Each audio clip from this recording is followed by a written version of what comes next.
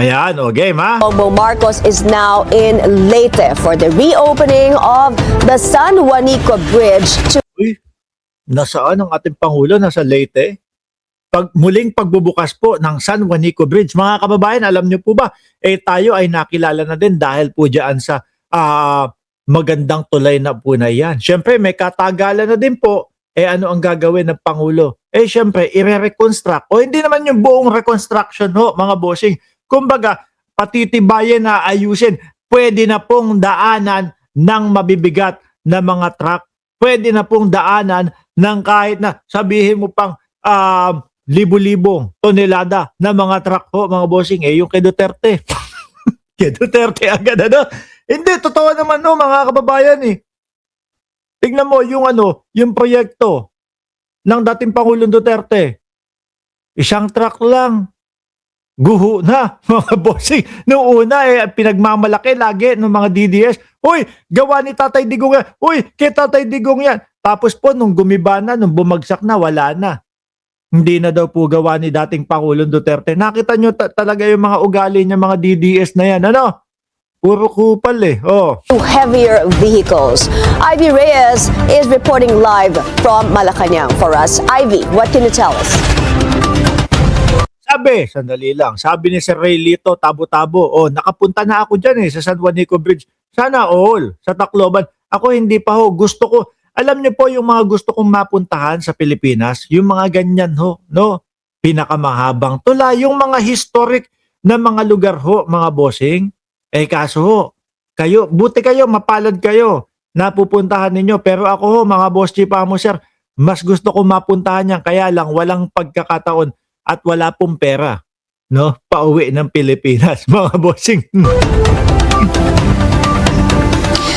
As President Bongbong Marcos inspects the retrofitted San Juanico Bridge, he draws on the failure of past administrations anew as the reason why the government had to spend 1.1 billion pesos in ginastos din. Pero sigurado, tapos ho, mga kababayan, at muling mabubuksan, muling magagamit ang connection ho, mga bossing. rehabilitating the 52-year-old San Juanico Bridge.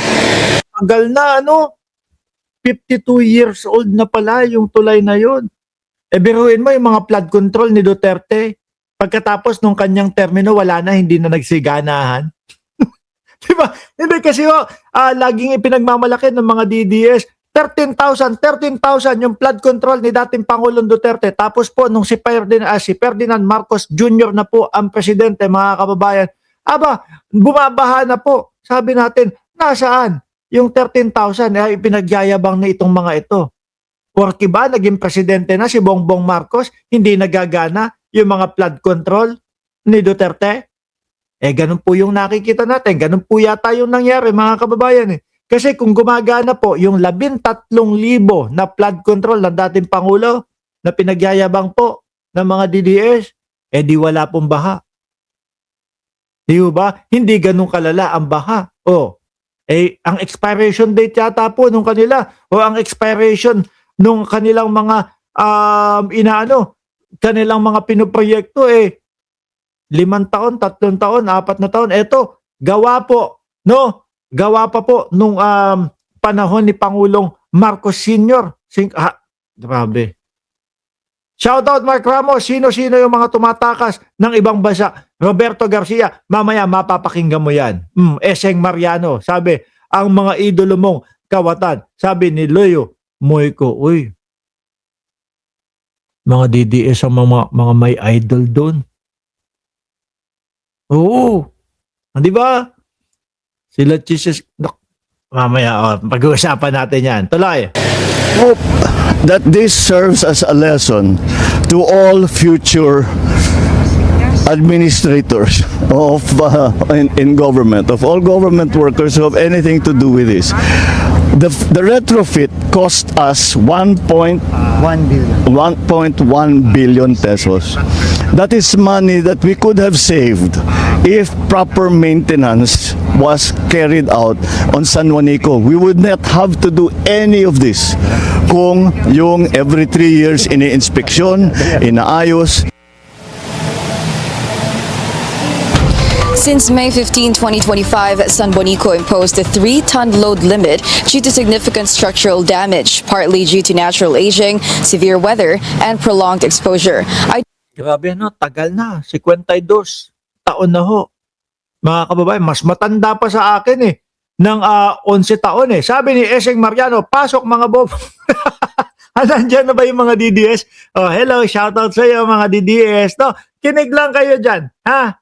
Eh, itong channel na to, dinesign para high blood din kayo. Huwag kayong mag-alala. Para sa inyo talaga ito. Kaya, malaya kayo makakapag-komento. Malaya kayo makakapag mura dyan sa murahin nyo. Bahala kayo. Wala akong pakialam.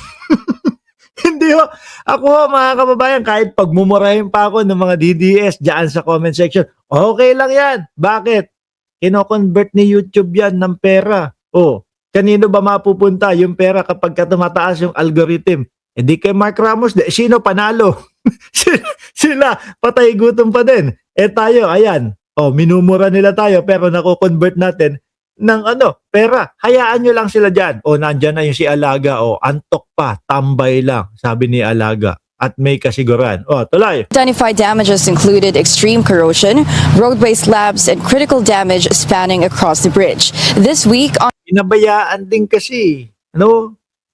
Pinabayaan din eh. Kaya ayan, mas malaki ho. Ika nga ho, sa mga sasakyan, kapag kayang sasakyan hindi mo inayos, minanipula agad. O, hindi mo inayos agad, mas lalala.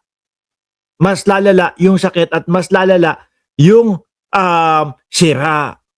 Hindi inalagaan kagaya ni Alaga. Di ho ba mga kababayan?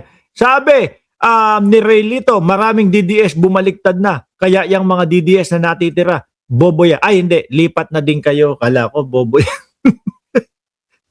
Hindi, mahihina talaga ulo ng mga DDS. Mahihina ang ulo niyan mga yan. Tingnan mo, paulit-ulit po yan. Mamaya, adik ka, sasabihin yan. Presidente mo, bangag. Ganun lang ho, paulit-ulit mga kababayan. Kaya hayaan nyo nang tumaas yung algorithm natin. At para naman po, pangarap ko maging mayaman.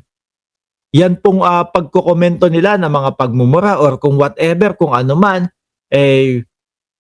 pampataas po ng algorithm yan, mga bossing. Kahit hindi na mag-like yung mga yan. No? Dito pa lang ho sa mga binabalita natin o ipinapakita po natin na proyekto ni Pangulong Bongbong Marcos, hihimatayin na ho yung mga yan eh. Di ba?